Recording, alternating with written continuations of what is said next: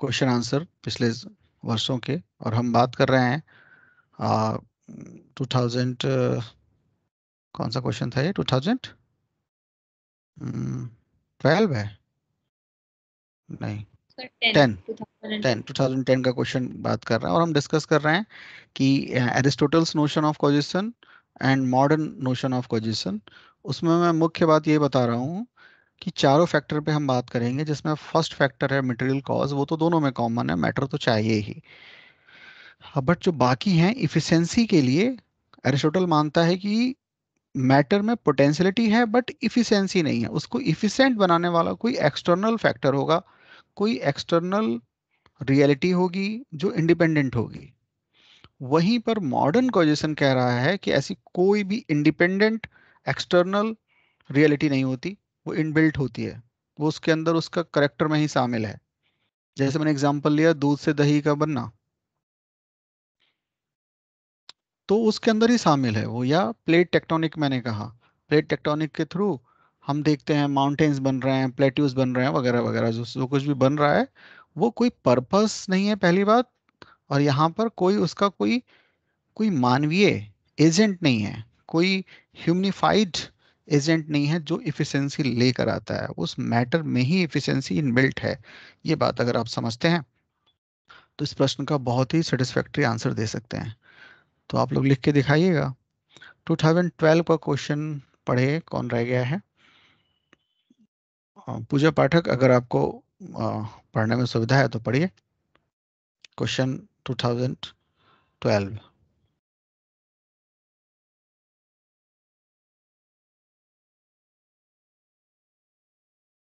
शायद आवाज नहीं जा रही, कोई बात नहीं। प्रशांत,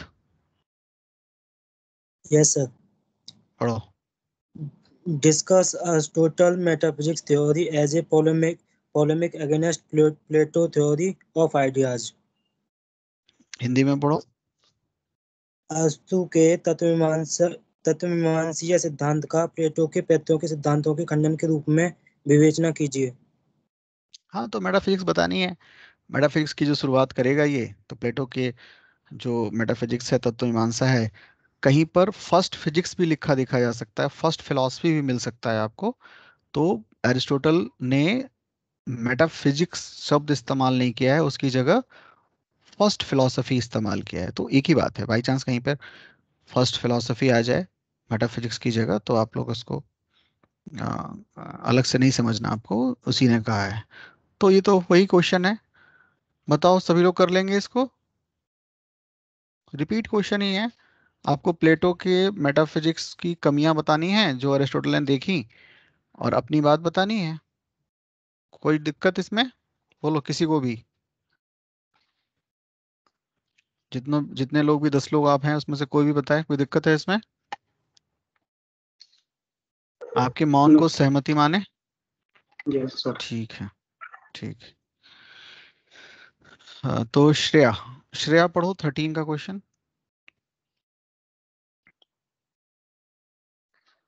Discuss how by refuting the concepts of substances, Aristotle establishes his own theory of substance.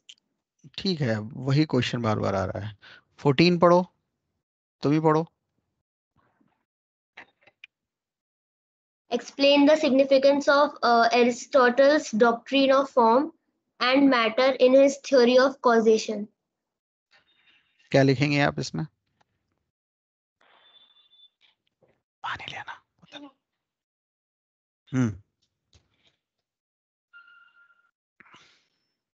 तो क्या लिखोगे?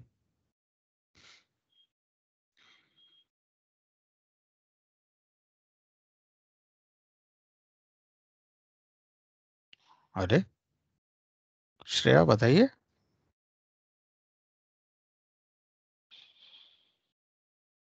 सर इसमें हम ये लिखेंगे कि सर जो हमारी डेवलपमेंट की जो जर्नी होगी सर, वो हमारी प्योर मैटर से हमारी प्योर फॉर्म की तरफ होगी। और सर जो ये हमारे चेंजेस होंगे वो टेलियोलॉजिकल चेंजेस होंगे, जो कि एक हमारा प्री डिफाइंड पर्पस होगा, उसके फुलफिलमेंट के ये सारे चेंजेस जो होंगे वो होंगे। नहीं, ये अब देखो, क्वेश्चन के अकॉर्डिंग आंसर देना है और फिर 15 मार्क्स का है, मतलब बड़ा सा आंसर लिखना है। और क्वेश्चन क्या कह रहा है, explain the significance of Plato's doctrine of form and matter. तो जो हिंदी में भी लिखा है, अरस्तु के कारणता सिद्धांत में प्रयुक्त आकार और द्रव्य के सिद्धांत के महत्व को बताइए। तो जो इसमें वो फॉर्म और मैटर का की थ्योरी दे रहा है, इस पे एम्फेसिस करके बताना है। तो आंसर तो वही है, बस थोड़ा सा स्ट्रक्चर चेंज करेंगे। कोई और ट्राई करे बढ़िया सा आंसर देने की, जो भी हैंड रेस करो पहले, तो कौन आंसर दे सकता है?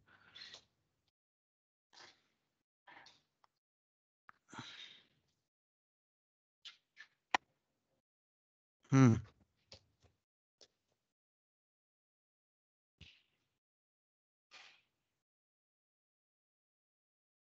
हाँ बोलो हिमानी। Yes sir. सर पहले तो एरिस्टोटल की डॉक्ट्राइन ऑफ फॉर्म और मैटर को समझा देंगे, बिल्कुल डिस्क्राइब करके अच्छे से, कि जो हम्म। उसका सब्सटेंस है वो फॉर्म मैटर है, और मैटर के अंदर ही फॉर्म है, अलग से नहीं है। और फॉर्म का मतलब यहाँ उसके एसेंस से है। और हम्म। ये लिख सकते हैं कि ये लिखेंगे कि हर मैटर में अपना एक यूनिक एसेंस है, जो मतलब कुछ भी कॉमन जैसी चीज नहीं है, सब मैटर में हम्म। अपना एक यूनिक एसेंस है। फिर हम हम्म। इसको कॉजेशन थ्योरी में भी हमने सेम सेम कंपोनेंट्स पढ़े हैं, कि मटेरियल हम्म। कॉज है, और एफिशिएंट कॉज, फॉर्मल कॉज, और फाइनल कॉज। हम्म। और हम्म। उससे रिलेट करके लिख देंगे नीचे। देखो, इसको कई तरीके से कर सकते हैं। क्वेश्चन लिखने का, आंसर करने का तरीका मैंने कई बार बताया है, फिर रिपीट कर रहा हूँ। पूरे प्रश्न को कई संभावित अधिकतम टुकड़ों में तोड़ लेना है। पूरे प्रश्न को, फुल क्वेश्चन को मैक्सिमम पॉसिबल पार्ट्स में तोड़ लेना है। और उसको फिर कहीं से शुरू कर सकते हो, नीचे से शुरू कर सकते हो। सबसे लिखा हुआ है कॉजेशन थ्योरी से स्टार्ट हो रहा है।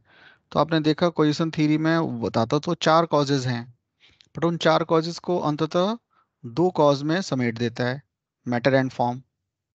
मैटर और जो बाकी की जो तीन है उनको फॉर्म कह देता है, कि एक्चुअल में है तो ये फॉर्म ही। जो इफिशिएंट कॉज जो है वो क्या लेकर आ रहा है, फॉर्म लेकर आ रहा है। तीसरा जो फॉर्म, तो फॉर्म है ही। और जो मेरा पर्पस है वो भी फॉर्म है। तो तीनों को, जो बाद की तीन कॉज हैं उनको फॉर्म में कन्वर्ट कर देता है। तो फिर दो ही मटेरियल बचते हैं, दो ही कॉज बचते हैं। शुरू में चार कॉज बताता है और फिर खुद ही कहता है कि ये इसमें, इनको दो कॉज में समेटा जा सकता है, मैटर एंड फॉर्म। ये पढ़ा हुआ है ना हमारा? Yes sir. Yes sir. तो इस तरह से इनको कोरिलेट करके लिखना है। लिख के दिखाना, तुम लोग कोई दिक्कत होगी तो मैं फिर से इस पर डिस्कस कर लूंगा, कोई इसमें प्रॉब्लम की बात नहीं है। ठीक है, फिर से राउंड स्टार्ट करते हैं। अनुराग, अभिनव, नेक्स्ट पढ़ो। 15।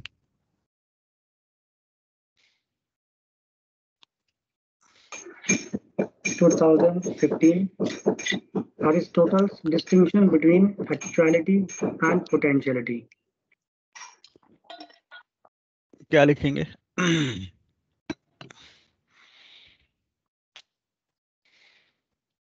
सर इसमें भी कॉजेशन थ्योरी को पहले, हम्म। सॉरी सर मैं बाद में बोलती हूँ। हम्म। बोलो अभिनव। सर कॉजेशन थ्योरी ही इसमें बेसिकली एक्सप्लेन करेंगे कि जो पूरी जर्नी है मैटर और फॉर्म की, वो starting from the pure matter going till the pure form, और नहीं, उसके इसमें देखो, देखो बात समझो। इसमें पहली बात तो 10 मार्क्स का है, यानी कि शॉर्ट आंसर लिखना है। क्वेश्चन है distinction between actuality and potentiality, सीधे यहाँ से बात करनी है, इसमें क्वेश्चन की कहीं जरूरत नहीं है। यहाँ सीधे बताना है पोटेंशियलिटी का मतलब क्या है और एक्चुअलिटी का मतलब क्या है, इन दोनों का भेद क्या है, इन दोनों के बीच का डिफरेंस क्या है।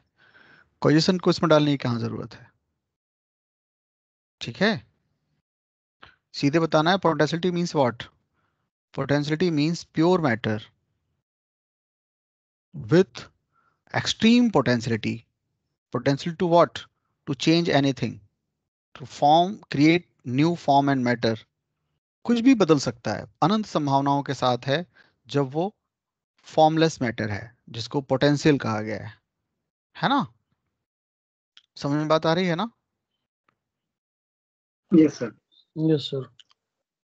तो जब उसके अंदर उस समय कोई फॉर्म है ही नहीं, तो अनंत संभावनाएं हैं, कुछ भी, फुल पोटेंशियलिटी है, एक्सट्रीम पोटेंशियलिटी है, और वहां से जर्नी शुरू करेगा। और वो जर्नी में दो बातें चाहिए होंगी, इफिशिएंसी चाहिए होगी, इफिशिएंट कोई कॉज चाहिए होगा, और क्या चाहिए होगा, थर्ड क्या है, डायरेक्शन चाहिए होगा, और फोर्थ है गोल, एंड, पर्पस। तो इसमें चारों मिल गए। मैटर, मैटर तो है ही क्योंकि वो तो फुल पोटेंशियलिटी के साथ है। तो उसमें इफिशिएंसी कहाँ से आएगी, अट्रैक्शन, अट्रैक्ट कर रहा है, जो नेक्स्ट फॉर्म है उसको अट्रैक्ट कर रहा है, ताकि वो जो मैटर है वो एक फॉर्म के साथ जुड़ के फॉर्म्ड मैटर बन जाए। फिर अगला चरण कोई और कुछ उसको अट्रैक्ट कर रहा होगा, तो ये अट्रैक्शन उसके अंदर गति करने का, मूवमेंट करने का काम है। अंततः सबसे लास्ट में एक्चुअल में सबको कौन खींच रहा होगा, कौन अट्रैक्ट कर रहा होगा, वो फॉर्मलेस, सॉरी वो मैटरलेस फॉर्म, जिसको कहा गया एक्चुअलिटी, जिसको गॉड भी बाद में कह देता है, वो सब कुछ चीजों को अपनी तरफ अट्रैक्ट कर रहा होगा। वो खुद अनमूव्ड रहता है, पर दुनिया की सभी गतियों का वो कारक है। वो अनमूव्ड मूवर है, वो गतिहीन चालक है, खुद गति नहीं होती उसमें। बिल्कुल वही जो मैंने बार बार मैं कह रहा हूँ, क्रिश्चियनिटी और इस्लाम में, इस्लाम में ईश्वर, क्रिश्चियनिटी में ईश्वर, कोई गति नहीं है। गति होने का मतलब फिर परिवर्तन होगा, परिवर्तन होने का मतलब बूढ़ा होगा, जवान होगा, मरेगा, चेंज होंगे, बीमार होगा, जो भी। गति मतलब चेंज। हम इसको थोड़ा सा समझें, बिल्कुल कोरिलेट 100% ये नहीं होगा, बट आप बहुत मैक्सिमम इसको आप साइकोलॉजिकल लेवल पे कह कर सकते हैं। आपके अंदर जो भी गतियां हैं, आप जो भी मूवमेंट करते हैं ना, किसी पर्पस को फुलफिल करने के लिए करते हैं। और आपने देखा होगा कि कोई व्यक्ति अगर डिप्रेशन में पड़ा हुआ है, तो वो सुबह उठा है, सुबह हो गई, उठ गया है, उसकी आंखें खुल गई हैं, बट क्योंकि उसकी चेतना में पर्पस कुछ है ही नहीं, तो आप देखेंगे वो गतिहीन सा पड़ा होगा, ऐसा पड़ा होगा जैसे कोई पर्पस ही नहीं है, कुछ करना ही नहीं है, करके भी क्या मतलब कुछ करना ही नहीं है। दूसरी तरफ आप देखें, एक व्यक्ति है, मन से युवा है, बहुत कुछ करने की इच्छा है, तो वो उसको कुछ खींच रहा होगा, उसको गति कर रहा हो, करा रहा होगा। उस गति में वो बिना अलार्म के उठ रहा होगा, बिना अलार्म के काम कर रहा होगा, दौड़ रहा होगा, कोई चीज उसको अट्रैक्ट कर रही है। और वहीं पे जो डिप्रेस पड़ा हुआ है, उसको कोई चीज अट्रैक्ट कर ही नहीं रही है। तो मूवमेंट के लिए जो पर्टिकुलरली एरिस्टोटल की हम बात करें, तो वो टिलियोस चाहिए, कोई लक्ष्य चाहिए, कोई गति डालने वाला चाहिए। गति डालने वाला यहाँ पर वस्तुओं में वो आकर्षण है, और वो आकर्षण अंततः खत्म होता है जब वो पूर्ण आकार बन जाता है, प्योर फॉर्म बन जाता है, जिसको वो एक्चुअलिटी भी कहता है।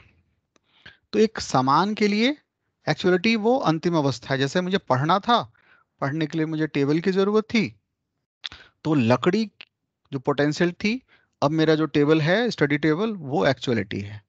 बट अगर हम, क्वेश्चन में तो दिया ही नहीं है, कोई वस्तु तो दिया ही नहीं है, उन्होंने साफ साफ पूछा है पोटेंशियलिटी एंड एक्चुअलिटी के बीच के डिफरेंस को बताना है, तो आपको ये बताना होगा। फिर आपको वही बात बतानी होगी जो कॉस्मस या यूनिवर्स की थ्योरी है।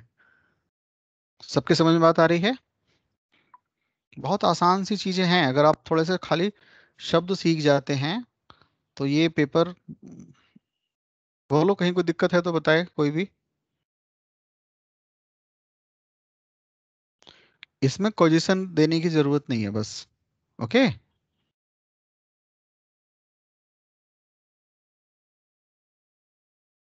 कोजिशन की जगह आप ये इन थ्योरी का जिक्र बिना कोजिशन का नाम लिए कर सकते हैं। हाँ, पूजा मिश्रा आप कुछ कह रही थी, कहिए।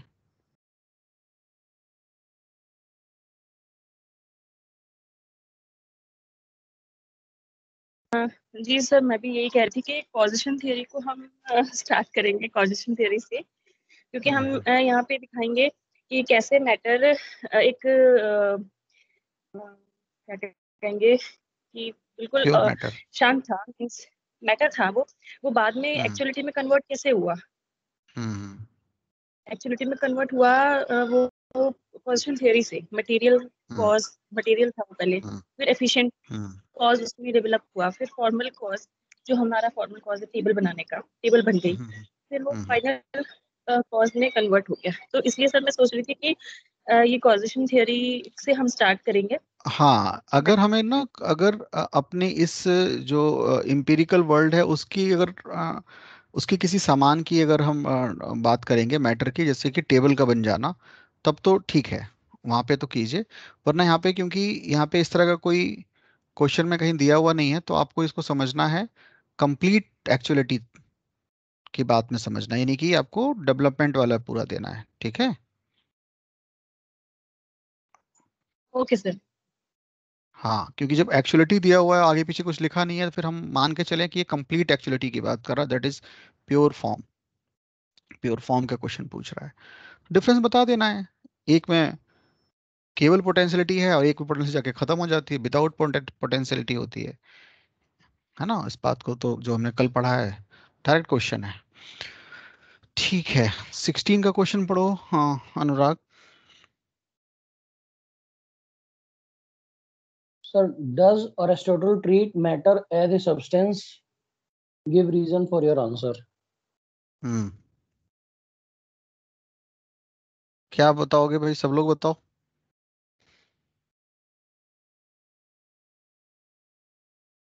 मैटर को सब्सटेंस कह रहा है वो? No sir, sir matter no plus sir. Sir, Yes. Aristotle does not accept not only idea as a substance, but idea नहीं, मैटर। ना वो आइडिया को सब्सटेंस मान रहा है जैसा कि मान रहा था प्लेटो, और ना ही वो खाली मैटर को मान रहा है ना। ये जो मैंने बताया था ना आपको, उस समय जरूर बताया होगा कि पोटेंशियलिटी और एक्चुअलिटी में जो प्योर मैटर और प्योर फॉर्म की बात कह रहा है, वो खुद कह रहा है कि ये एक लॉजिकल थॉट है, वो एक्चुअल थॉट नहीं है ना। तो वो उसका yes sir. सब्सटेंस हमेशा कैसा है? सब्सटेंस है फॉर्म्ड मैटर। मैंने उस समय लिखवाया भी है आपको, Aristotle's substance equal to formed Form. Matter. हाँ, आकार युक्त जो पदार्थ हैं वो है आकार युक्त जड़, ठीक है। तो वही लिखना है, 20 मार्क्स का है, खूब डिटेल में लिखना है, तो पूरी बात ही लिखनी है। और give reason for the answer, reason तो खैर देना ही है। रीजन वही है कि अगर हम खाली मैटर को माने तो मैटर में तो अकॉर्डिंग टू एरिस्टोटल, पहली बात तो मैटर अपने आप में पोटेंशियलिटी के साथ तो है, बट इसमें किसी भी तरह की इफिशिएंसी नहीं है। मैटर में खुद अलग से कोई उसका कोई लक्ष्य नहीं हो सकता, कोई कोई कॉज नहीं है। तो इसके लिए ज़रूरी है कि वो मैटर के साथ साथ फॉर्म को भी माने, फॉर्म को छोड़ के मैटर की बात करके सब्सटेंस तो नहीं हो सकता। बट हाँ, ये ज़रूर आंसर में लिखेंगे कि उसके लिए मैटर सीरीज में प्राथमिक है, यानी कि प्राइमरी है और फॉर्म सेकेंडरी है। क्यों, वो मैं आपको बता चुका हूँ। इसका उल्टा था प्लेटो में, याद आ रहा है? इस तरह की बात हुई है नहीं हुई है, प्राइमरी एंड सेकेंडरी की? जी सर, भैया। हाँ, तो आप में से कोई बताए मैंने ऐसा क्यों कहा कि मान तो दोनों को रहा है, बट प्राइमरी स्टेटस दे रहा है वो मैटर को, क्यों?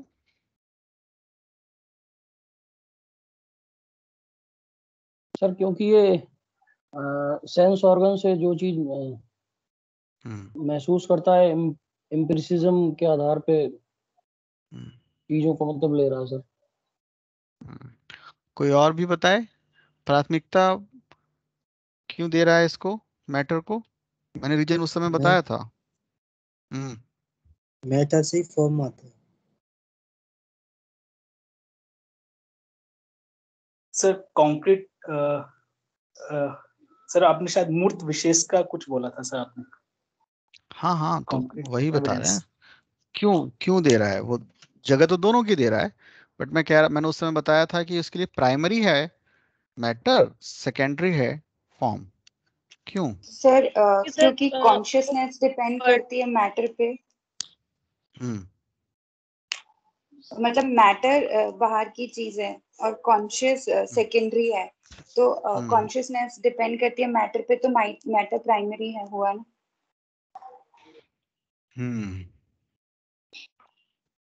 और कोई आंसर किसी का?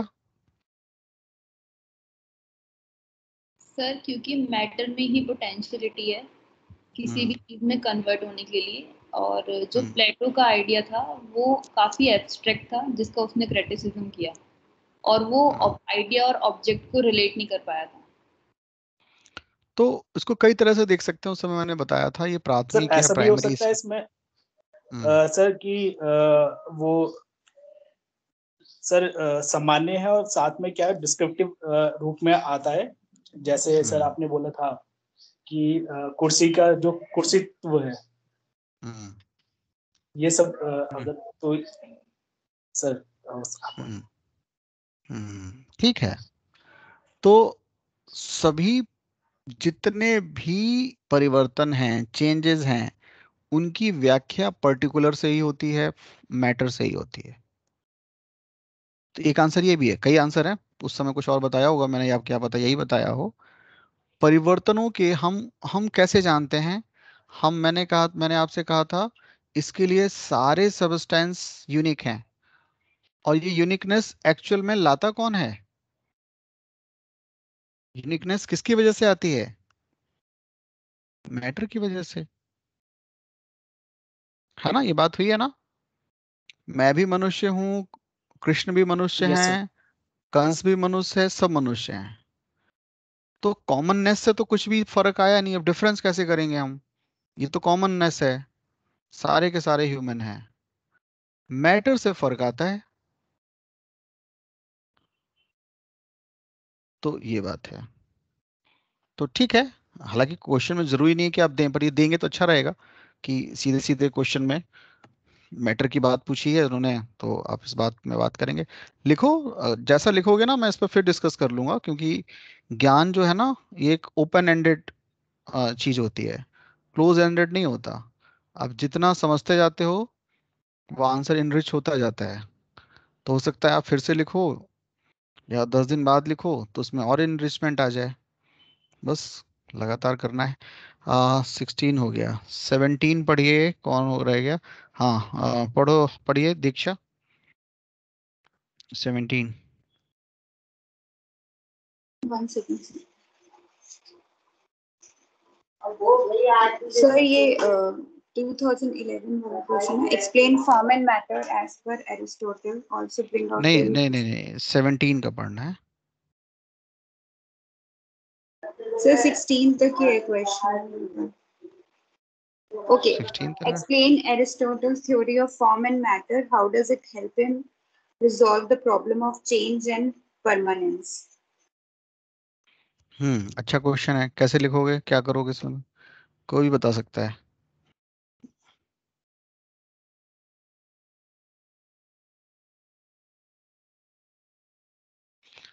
पहले क्वेश्चन का फर्स्ट पार्ट का तो आंसर देना नहीं है, वो तो तब से हम लोग दे ही रहे हैं।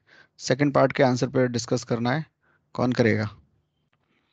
How does it help from resolve the problem of change and permanence? ये परिवर्तन और स्थायित्व के समस्या को कैसे सॉल्व करता है? कैसे इसका समाधान करता है? बताओ, पूजा मिश्रा बताइए।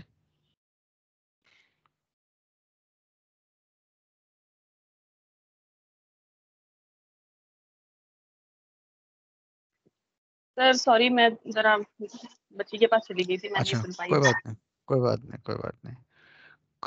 हम डिस्कस कर रहे हैं यूपीएससी का क्वेश्चन 17 का, जिसमें हम क्वेश्चन के सेकंड पार्ट पर डिस्कस कर रहे हैं, how does it help with resolve the problem of change and permanence.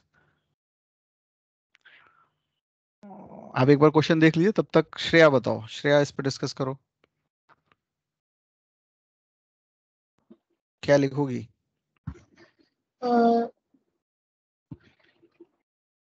Sir कि इसमें अकॉर्डिंग टू एरिस्टोटल सर, हमारा जो सब्सटेंस है वो सर फॉर्म्ड मैटर है, और सर जो फॉर्म है, जो हमारा फॉर्म है वो हमारे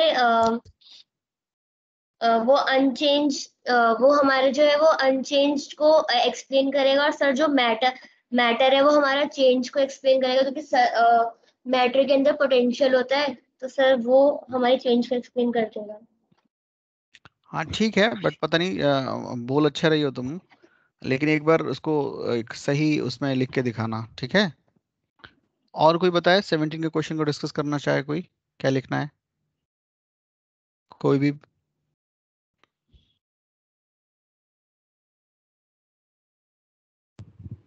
यस सर।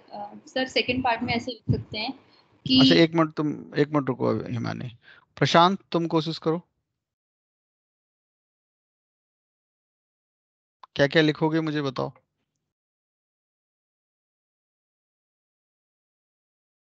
अभी हिमानी आते हैं, तुमसे पूछते हैं ना, पहले एक बार इनको देखें, बताओ प्रशांत, जल्दी से बोला करो यार।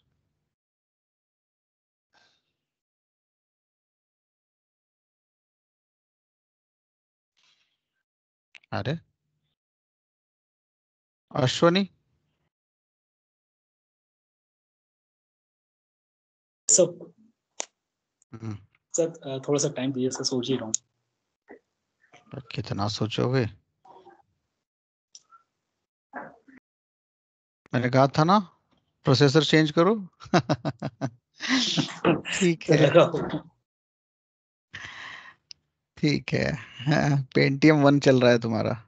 आ, ठीक है, अभिनव बताइए क्या लिखेंगे।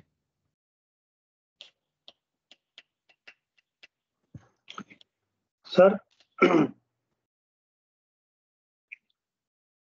वो उसकी जो थ्योरी है फॉर्म एंड मैटर की, एरिस्टोटल की, वो चेंज परमानेंस को समझने में इस तरीके से हेल्प कर रही है क्योंकि वो रिफ्यूट कर रहा है रिविजनरी मेटाफिजिक्स को और एम्फेसाइज कर रहा है डिस्क्रिप्टिव मेटाफिजिक्स को, जिसमें चेंज जो कि हमारे मैटर है, जिसमें पोटेंसी है कन्वर्ट होने की, और परमानेंस जो मैटरलेस फॉर्म है, वो कहीं अपने आप में अलग नहीं है, वो साथ ही है।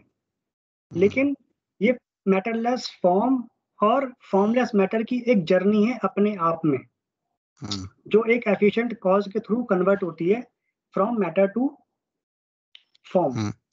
हाँ बिल्कुल ठीक है, बस इसमें करना क्या है ना, शुरुआत करनी है प्लेटो की आलोचना से ना, प्लेटो को क्रिटिसिज्म से, यस क्योंकि वो सर। चेंज को नहीं समझा पा रहा था, परमानेंसी तो ठीक थी उसमें, इसलिए उसने पूरी थ्योरी को क्रैप नहीं किया है, पूरी थ्योरी को उठा के फेंका नहीं है, कहा है कि ये थ्योरी सही है परमानेंसी की व्याख्या के लिए, बट चेंज नहीं कर पा रही है, चेंज के लिए, चेंज की व्याख्या के लिए, चेंज की जो प्रॉब्लम है उसको रिजॉल्व करने के लिए उसने अपनी पूरी थ्योरी दी है। तो बिल्कुल सही समझ रहे हैं आप लोग, सही लिख पाओगे शायद मेरे ख्याल से। तो अच्छा है, तो यूपीएससी के प्रश्न तो हो गए, पीसेस का एक बार देखो फटाफट, पढ़ते जाओ, वही रिपीटेशन ज्यादा होगा।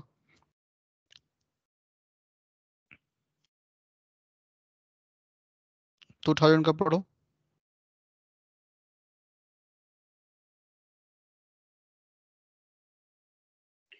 Sir Aristotle's theory of causality. तो कर ही लेंगे आगे। अगला है sir explain Aristotle's theory of causation in light of traditional theory. हाँ तो वही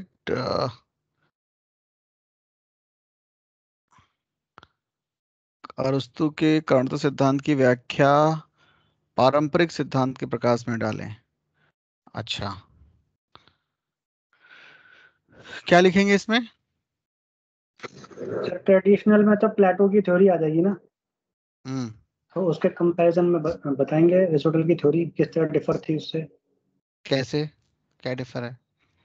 सर भाई, मेटाफिजिक्स है मेजर डिफरेंस तो, वो हम्म दो दुनिया की बात करता है रिविजनरी, हम्म और ये एक हम्म दुनिया की बात करता है डिस्क्रिप्टिव। हम्म। वो चेंज को नहीं बता पाता, प्लेटो पर्टिकुलरिटी को नहीं बस बता उसमें पाता। हाँ ये सब बातें तो लिखेंगे ही, हाईलाइट ये करना है कि कॉजिशन की रिक्वायरमेंट ही नहीं थी प्लेटो में, ट्रेडिशनल थ्योरी में कॉजिशन की रिक्वायरमेंट ही नहीं थी। क्यों नहीं थी रिक्वायरमेंट, बताओ आप में से कोई। सर उसमें चेंज प्लेट नहीं होता ना, उसके आइडिया एटर्नल थे, हाँ, नॉन चेंजेबल थे। कॉज तो हमें चेंज के लिए बताना होता है, तो वहां पे तो चेंज था ही नहीं, बिल्कुल ठीक है। तो वही बात है। Next question, theory of causation and critically, तो वही क्वेश्चन हो गया। टाइप ऑफ द रीजन सब हम लोग कर सकते हैं। तो इस तरह से आप लोग इसको देखिएगा और इसमें से आप लोग क्वेश्चन बना लीजिएगा, कोई कॉमन क्वेश्चन बना लीजिए, कोई 3 या 4 या जो भी आप बना पाए। और इसको प्लेटो को भी एक बार देख लीजिएगा और फिर आप लोग कुल मिला के 8-10 क्वेश्चन बना के आंसर लिख के मुझे एक एक करके दिखाइए। कोशिश तो ये कीजिए कि ज़्यादा से ज़्यादा आंसर लिखें, ताकि जब हम लोग नेक्स्ट पढ़ें। देखो हमारे सिलेबस में एरिस्टोटल का मतलब फिलॉसफी में एथिक्स तो है नहीं। एथिक्स तो एथिक्स में है एरिस्टोटल, वहाँ मैंने पढ़ाया भी होगा, जो लोगों ने पढ़ा है, बाकी लोग बाद में पढ़ेंगे। आप में से किसी को याद है एरिस्टोटल की जो एथिक्स थी? थोड़ी बहुत याद है अभिनव तुम्हें? हाँ यस सर। क्या है, कैसे शुरुआत करता है, क्या बताता है? सर उसमें वो उसका जो मेजर फोकस होता है ना, वो हम्म, गोल्डन मीन पे होता है, हाँ। कि कुछ भी एक्सट्रीम में वर्क नहीं करेगा। जो हम्म, एक जो सेंट्रल पाथ है उसको उसको अचीव करना पड़ेगा। ना ही हम हाँ। प्योर मैटर में बात कर सकते हैं, ना ही हम सिर्फ प्योर आइडिया की बात कर सकते हम्म, हैं। जो भी एक बिल्कुल ठीक है। तो मैं संक्षेप में एक बार बता देता हूँ। अ, इसको हम लोग पढ़ेंगे जब हम एथिक्स में एरिस्टोटल पढ़ेंगे। तो मैं आपको जो एकदम से मेरे दिमाग में आ रहा है वो चीज़ें मैं बता देता हूँ। एरिस्टोटल को बस ये ध्यान रखना है कि ये प्रैक्टिकल आदमी है। प्लेटो को याद रखना है कि ये पोएट है, ये कवि है। कवि ना कल्पनाओं की और ऐसी बातें करते हैं जो बस वही ज़्यादा समझते हैं, दूसरे लोग कम समझते हैं। उसके कंपेयर में एरिस्टोटल प्रैक्टिकल है। तो प्रैक्टिकल क्या है, अब इसको एक बात को और को समझो। जहां पर प्लेटो कह रहा है, प्लेटो इलिटिस्ट है। खुद वो संभ्रांत परिवार में पैदा हुआ है और उस पर आरोप भी लगाया है और लोगों ने। हालांकि आरोप कितना सही है कितना गलत ये अभी डिस्कस हम नहीं करेंगे। कि वो कुल मिला के अपने को ही ऊपर रख रहा है। वो जिस फैमिली से आता है वो कुल मिला के उस फैमिली के लायक ही करेक्टर बना रहा है। बाकी लोगों की एंट्री नहीं हो पाई। कि जैसे हमारे यहाँ पे आलोचना है कि ब्राह्मणवाद ने क्या किया, और लोगों को एंट्री नहीं होने दी, और लोगों को ब्राह्मणवाद का मतलब ब्राह्मण से नहीं होता। ब्राह्मणवाद एक विचार है, ठीक है। कई बार लोग दोनों को सिनोनिम समझते हैं। ब्राह्मणवाद एक विचार है जो किसी को भी किसी के अंदर भी हो सकता है। जैसे कहते हैं ना गांधीवाद, ऐसे ही अंबेडकरवाद, ऐसे ही कोई और वाद। वाद का मतलब विचारधारा। तो ब्राह्मणवाद ने क्या किया, जन पे आधारित। ये कोई आ, हम बात करें फर्स्ट सेकंड सेंचुरी में, गुप्त पीरियड में, तो उसने जन पे आधारित चीजों को कर दिया, ज्यादातर चीजों को। अब जन पे आधारित करने से क्या हो गया, कुछ लोगों को एलीट मान लिया गया। जैसे क्या कहता है ये प्लेटो? प्लेटो कहता है कि साहस, यानी कि करेज और आपका विजडम, ये कुछ लोगों में होता ही होता है और उनको उस तरह से काम देना चाहिए जैसा हमारे यहाँ वर्णा व्यवस्था में भी कहा गया। वहीं पर एरिस्टोटल कह रहा है ये सब बकवास बात है। नैतिकता जो है, एथिक्स जो है, वो दो चीजों पर डिपेंड करती है, नॉलेज एंड एटीट्यूड, ज्ञान और अभिवृत्ति। और अभिवृत्तियां, एटीट्यूड, अभ्यास से अर्जित की जाती हैं, एक्वायर की जाती हैं थ्रू प्रैक्टिस। तो साहस लेके मैं पैदा नहीं होता अकॉर्डिंग टू एरिस्टोटल, बट प्लेटो के अकॉर्डिंग मैं साहस के साथ पैदा होता हूं। ये क्या कह रहा है, साहस प्रैक्टिस से आ जाएगी। सद्गुण जितने भी हैं, जितने भी वर्चूज हैं, वो सब कुछ अभ्यास से आ सकते हैं। और मनुष्य को उस वर्चू की जरूरत भी नहीं है। वो कहता है, जैसे मैं कहूं साहस क्या है, तो साहस है अकॉर्डिंग टू एरिस्टोटल। जितना समझ में आ जाए ठीक है, बाकी मैं एक दिन समझाऊंगा, चिंता की बात नहीं है। मैं अभी संक्षेप में समझा रहा हूँ, तो हो सकता है कुछ चीजें 100% समझ में ना आए। बट आप यकीन मानिए आपको 100% समझ में आएगा जब समय आएगा। तो फिलहाल समझो उसके लिए साहस का मतलब क्या है। दो एक्सट्रीम के बीच की बात है। एक है रसनेस, आतुरता, और दूसरी है कावर्डनेस, कायरता।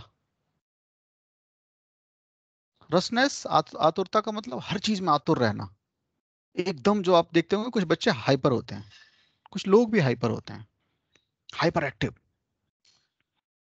एक दो शैतान बच्चों को मैं जानता हूं, वो किसी कीमत पे शांत नहीं बैठ सकते।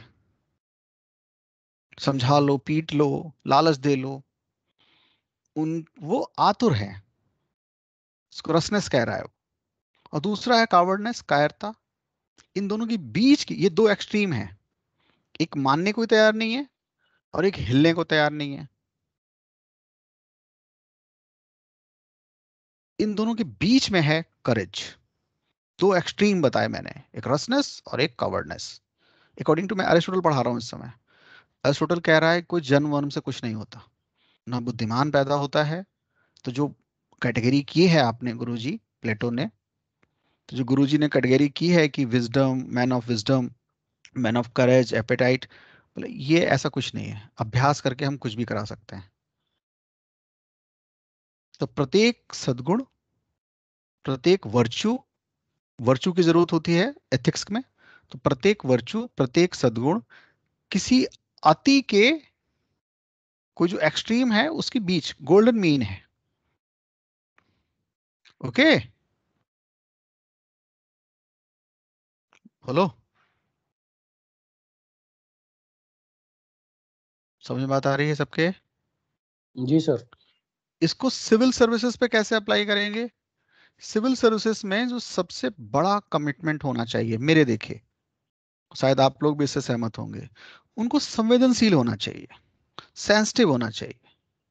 सारी फसाद की जड़, सारी समस्या की जड़ ना तो उनके बुद्धिमानी में कमी से है, वो कम बुद्धिमान भी होंगे चलेगा, मतलब किसी और चीज के लिए नहीं है मेरे देखे। अगर वो संवेदनशील हो जाएं, जब वो पैसे खा रहे हो मिड डे मील का, तो उनके अंदर ये संवेदनशीलता होनी चाहिए कि किसका पैसा खा रहे हैं भाई। उनका खा रहे हैं जिनके पास खाने तक को नहीं है, उनका खाने का पैसा था ये। कोविड में मैंने सुना कि जो पैसा आया, 1,000 करोड़ रुपए आया, मुझे वहाँ के लोकल लोगों ने बताया रायबरेली में, कि जिसमें जो लोग जा रहे थे उनको खाना, खाने की व्यवस्था हो, जो लोग मजदूर और जो लोग भी पैदल और साइकिल से और कैसे कैसे जा रहे थे, तो वो बीच में पड़ता है।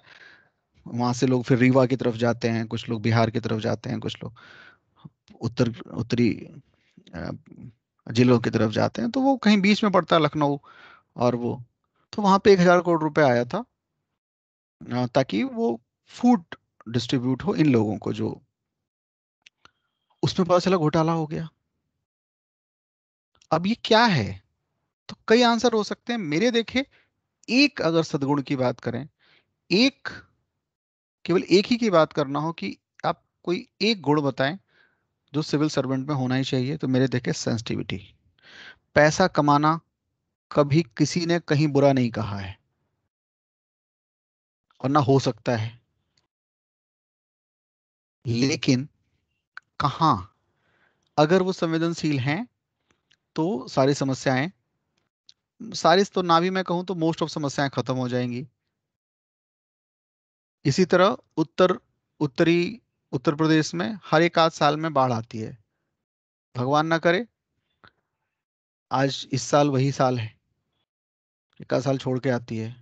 तो ये उत्तरी जो उत्तर प्रदेश है, बहराइच, गोंडा, ये सब बाढ़ में आ जाते हैं। और हर एक एक दो साल छोड़ के जो बाढ़ आती है, उसमें जो लोकल सिविल सर्वेंट हैं उनके वारे न्यारे हो जाते हैं। बाढ़ में फंड आता है। फंड किन के लिए आता है? जो बिल्कुल भूखे और अनपढ़ लोग हैं। वो डिमांड भी नहीं कर सकते, उनको वो जो भी दे दें, उनको लगता है कि उनके ऊपर मेहरबानी हुई है। और वो बड़ा सा अमाउंट जो राहत के लिए भेजा गया था या राहत पहुंचा सकता था, वो इधर उधर हो जाता है। तो अगर मैं यहाँ पे वापस लौट के आता हूँ एरिस्टोटल में। एरिस्टोटल कह रहा है कि वर्चुअस होने की जरूरत है नैतिक होने के लिए।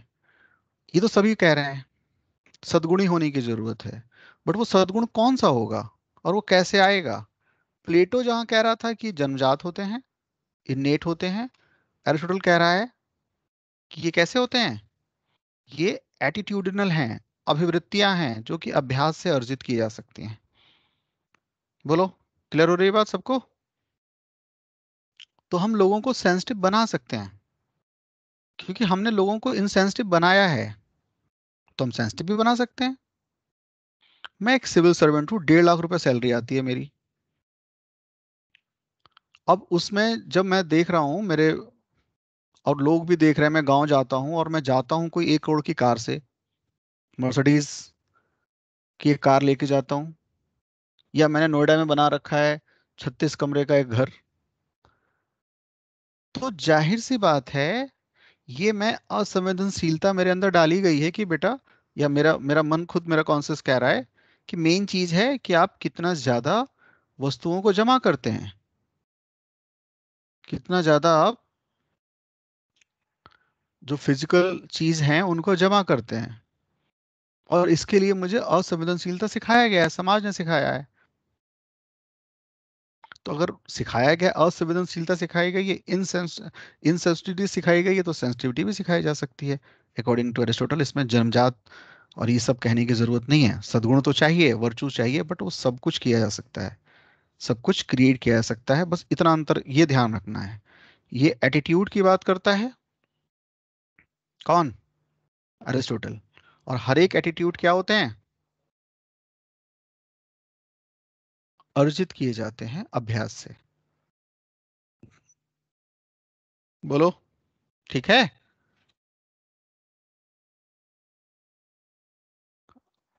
समझ में बात आई या नहीं आई? तुम लोग कुछ Yes, बोलते sir. ही नहीं हो यार। हाँ सर, आ गई। Yes, sir. इसी तरह वो कंप्लीट हैप्पीनेस का भी एक मॉडल देता है, मुझे जो ख्याल आ रहा है अभी फटाफट। कंप्लीट हैप्पीनेस कैसे आएगी? फिर वही बात, गोल्डन मीन की बात करेगा। वो कह रहा है कि कंप्लीट हैप्पीनेस ना तो प्लेजर से आती है ना विजडम से आती है।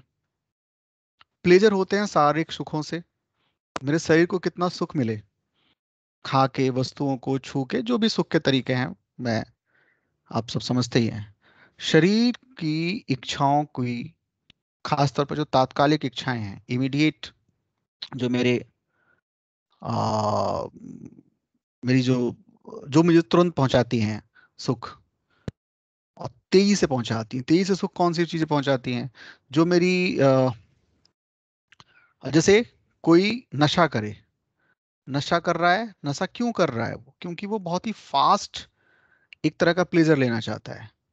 या शरीर के जो दूसरे संबंध हैं, तो शारीरिक इच्छाएं जितनी हैं वो प्लेजर है। और विजडम क्या है? बौद्धिक विकास, उत्कृष्टता, एक्सीलेंस, इन दोनों के बीच में है कंप्लीट हैप्पीनेस। न तो केवल शरीर है हम हैं, ना केवल बुद्धि है।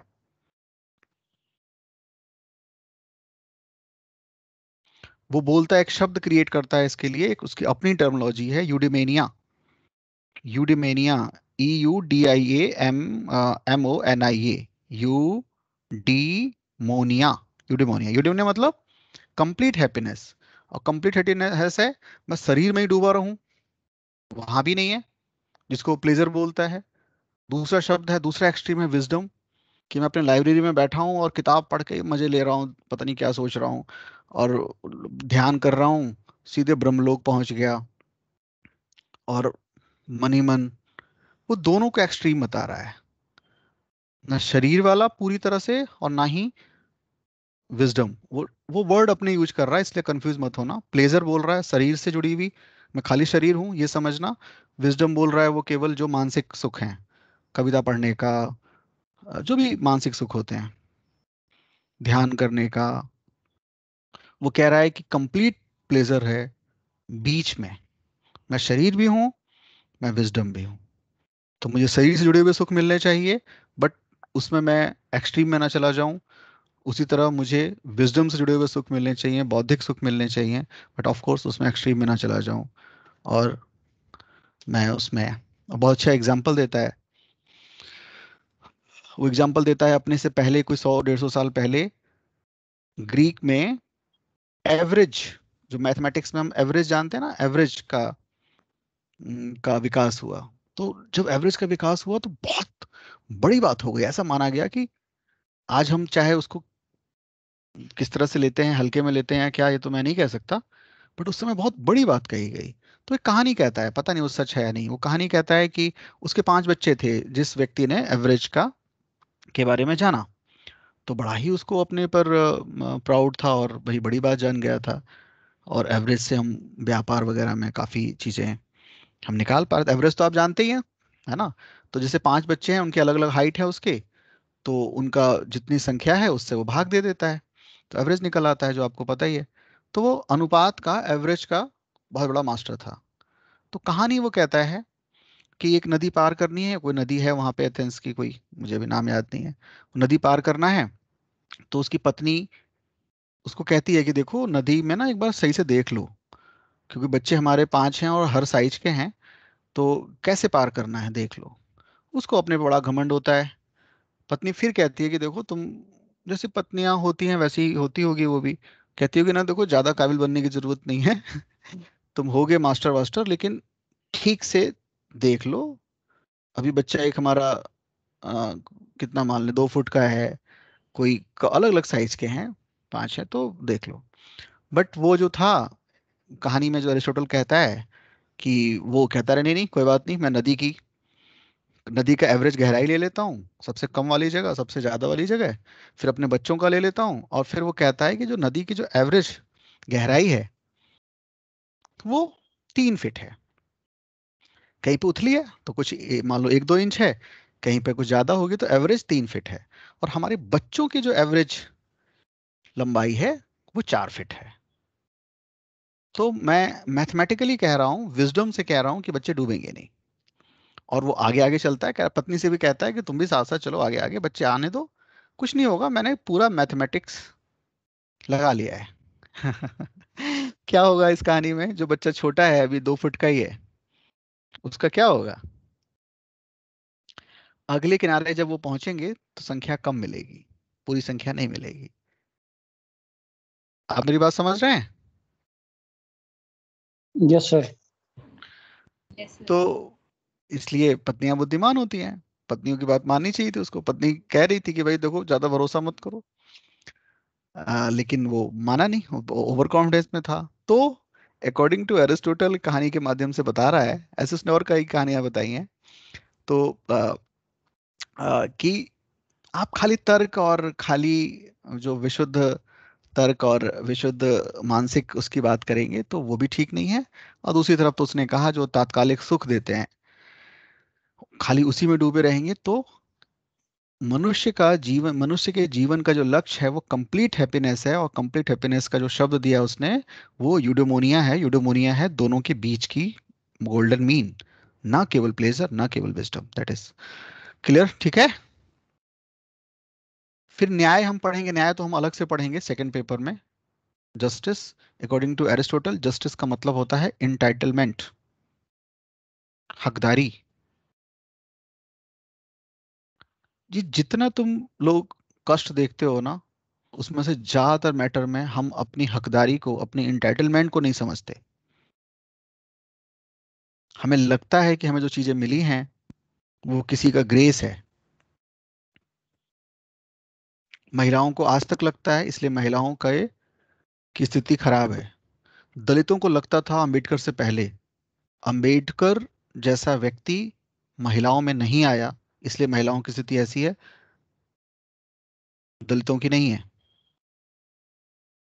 आज से 20 साल 30 साल पहले इजीली गाली दिए जाते थे दलितों के नाम से, उनके कास्ट बेस पर।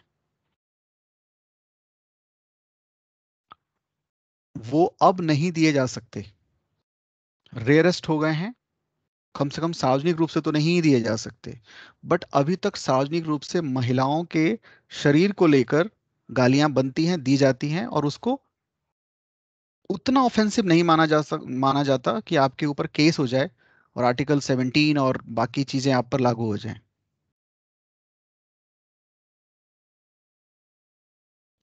तो क्यों महिलाओं को अपशब्द कहना इथिकली तो गलत हो सकता है, बट लीगली गलत नहीं है। जबकि किसी की जाति का नाम लेके बुलाना अपशब्द माना जाएगा और आप पे लीगल एक्शन हो सकता है, होता है। अगर प्रूव हो गया तो मैं पढ़ा चुका हूं अनटचेबिलिटी, उसके कॉन्सिक्वेंस आपको पता है, जब आगे पढ़ाऊंगा तो पता चल जाएंगे। अनटचेबिलिटी प्रूव होने पर किसी को याद है तो बताए क्या क्या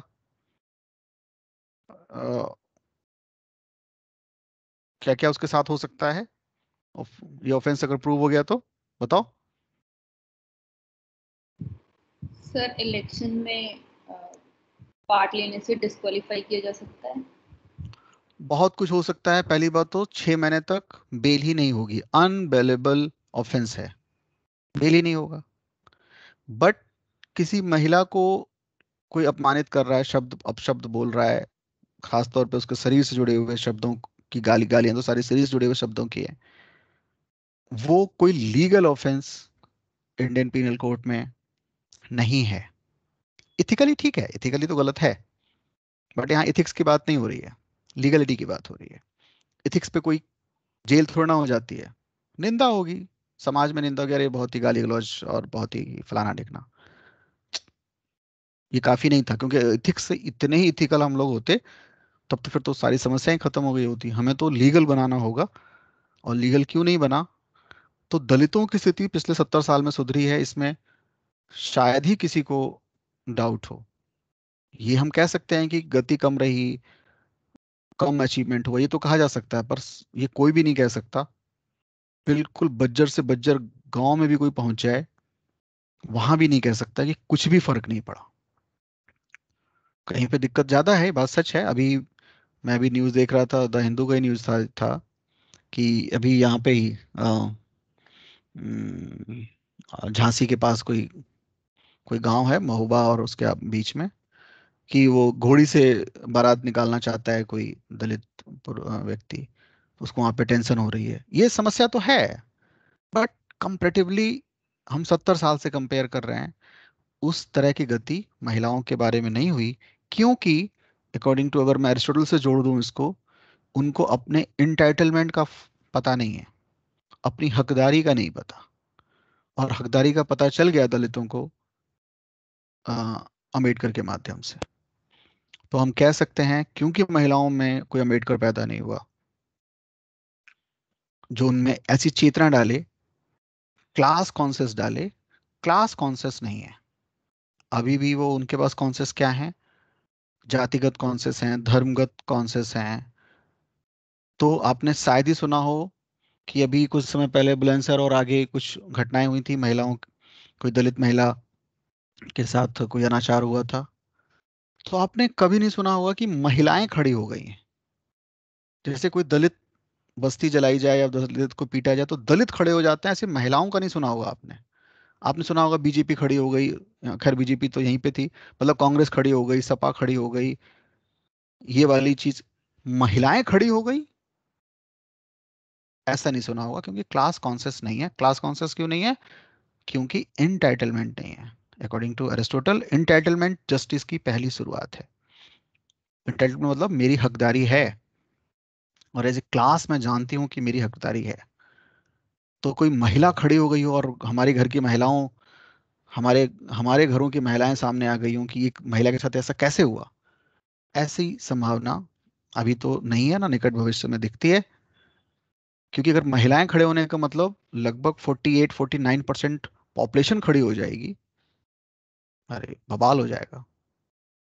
तो वो बटी हुई हैं, ब्राह्मण महिलाएं हैं, क्षत्रिय महिलाएं हैं, ये महिलाएं हैं, हिंदू महिलाएं हैं, मुस्लिम महिलाएं हैं, इस तरह से बटी हैं। कुल मिला के उनकी अपनी एक आइडेंटिटी जो कि एंटाइटलमेंट से जुड़ता है, वो नहीं हो पा रहा है। बाकी मैं जस्टिस पढ़ाऊंगा तो उस समय मैं औरों से कंपेयर करके बताऊंगा। तो इस तरह से हम देखते हैं कि दो तीन चीजें मैंने बताई। पहली बात तो कंप्लीट हैप्पीनेस, यूडोमोनिया। दूसरा जस्टिस मैंने बताया कि जिस भी क्लास में, जिस भी वर्ग में हकदारी, इंटाइटलमेंट की भावना आती है, वहां से जस्टिस की शुरुआत होती है।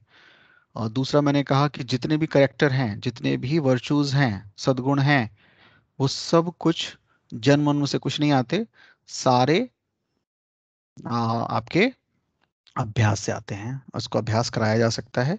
और उसमें मैंने कहा सिविल सर्विसेज के लिए आपसे पूछा जाता है कि आपने ये पढ़ा, बताइए कि कोई एक चीज बताइए, कोई दो चीज बताइए। इस तरह से अक्सर इंटरव्यू में पूछ लेते हैं, और वैसे भी एथिक्स के पेपर में भी पूछ सकते हैं। तो वहां तो मैं डिटेल में बताऊंगा। एक शब्द याद रखेंगे, सेंसिटिविटी। जितने सेंसिटिव होंगे, मोस्ट ऑफ प्रॉब्लम्स की समस्या खत्म से दूर हो जाएगी, समस्या खत्म हो जाएगी। तो ये था आपका अरिस्टोटल। आंसर लिखिए, फिर हम इस पे आपके आंसर लिखने के अकॉर्डिंग मैं इस पर एक बार और चर्चा कर दूंगा। हम नेक्स्ट क्लास में पढ़ेंगे मॉडर्न वेस्टर्न फिलॉसफी,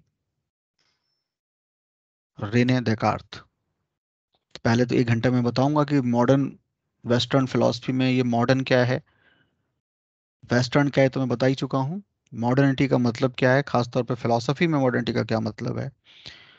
यहाँ से बहुत डाइवर्स चीजें आपको दिखाई देंगी। यहाँ से स्टार्ट होगा फिजिक्स, यहाँ से स्टार्ट होंगी बाकी सब चीजें जो भी हम मॉडर्निटी में जानते हैं। तो अगर आप पीछे की बातें सब जान चुके हैं, तो अब हम डाइवर्सिटी में घुसने वाले हैं। बट आपके लिए बहुत ही आसान होगा, बहुत मज़ेदार होगा, क्योंकि हम कोई दूसरी दुनिया की बात नहीं कर रहे। हम अपनी आसपास की बातें करेंगे, आसपास की समस्या की बात करेंगे। और इस समस्या, इस पे बात करने, विचार करने से दूर होती है। ऐसा कुछ नहीं है कि हम किसी पे बात ना करें। मान लो कोई कैंसर है, तो कैंसर पे बात ना करना कैंसर का इलाज तो नहीं हो सकता। तो हम मॉडर्न जो प्रॉब्लम है, कंटेम्पररी प्रॉब्लम्स हैं, उनको कोरिलेट करके देख पाएंगे। हालांकि इथिक्स में इसकी ज़्यादा ज़रूरत है, बट फिलॉसफी थोड़ा थोड़ा इशारा मैं करता चलूंगा, तो यही फिलोसफर्स इथिक्स में आसान लगेंगे। आज इतना ही। मैं रिकॉर्डिंग ऑफ कर रहा हूँ, और कुछ भी पूछना है तो पूछिए।